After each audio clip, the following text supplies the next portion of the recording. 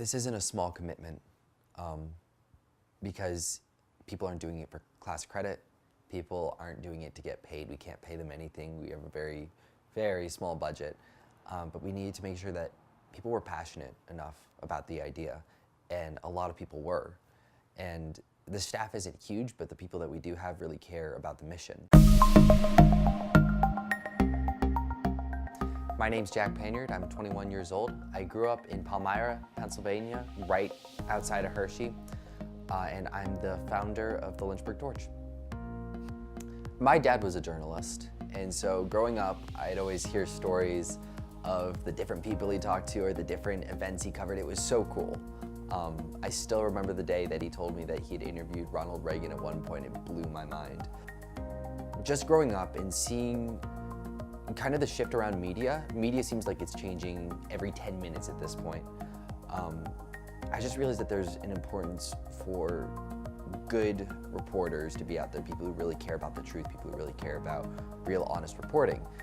A bunch of my friends are journalism majors, and we all worked at the Liberty Champion for a while. And there's a lot of student interest in the Liberty Champion. There's a lot of people who want to join on. It's a great opportunity because you're given this office space, you're given physical newspapers that are getting published by the university. It's awesome. I learned a lot through my time there, but there definitely was a bias. There was a lot of censorship that went in. There were constant revisions, cutting out pieces of stories that the Liberty administration didn't like. That's not journalism. So that was frustrating in my time there. It was frustrating for a lot of people that were involved in it as well. Eventually there was a big blow up, and there was a group of students who left the Champion, and we decided that there needed to be representation of the other side. There needed to be a voice for the people that constantly got silenced by the school, by the administration, and so we wanted to make this an avenue for them.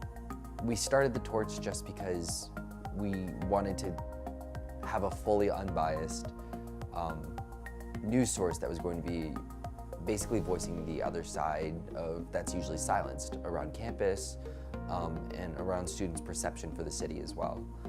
So we're hoping to do that as best as we can and at least open some eyes, if not change some minds.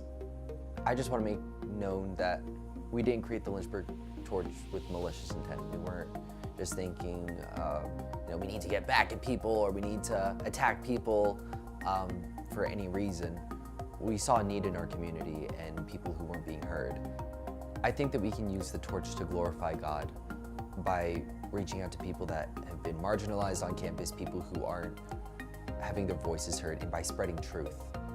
So the greater purpose, I'd say, of the Lynchburg Torch is to round out students' thinking. Liberty has a tendency to lean one way politically and in mindset and everything like that, and that's not entirely the case for the student body. There's a huge diversity of students on campus, and a lot of them don't get much of a stand. So if we can call attention to things that people wouldn't be talking about, if we can ask questions that people refuse to ask, and get students really challenging their worldviews or their mindsets before they go out into the real world where it's going to be absolute chaos for them if they've never really considered any of these questions. I think that's success in our book.